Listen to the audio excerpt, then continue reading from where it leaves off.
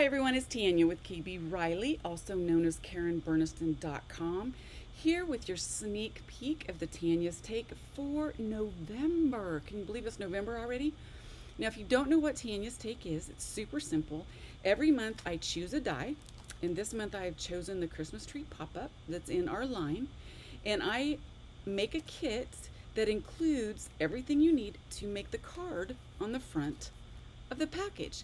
Then, during the oak events for that month, I create a card that is my take on that die.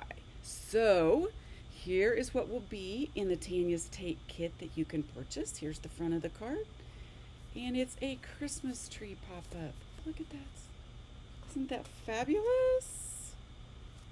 All right, and you won't just get the one die in the kit. We are giving you two dies. So you'll get the Christmas tree pop-up and the Catherine label pop-up, which makes this piece on the fronts, and the Christmas tree die makes that on the inside. And of course I have all kinds of fun instructions and all that good stuff. Now you can get your kit at KarenBurniston.com and grab them before they sell out, because they go quick.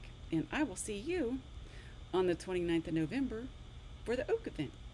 Take care. Have a great day, everyone.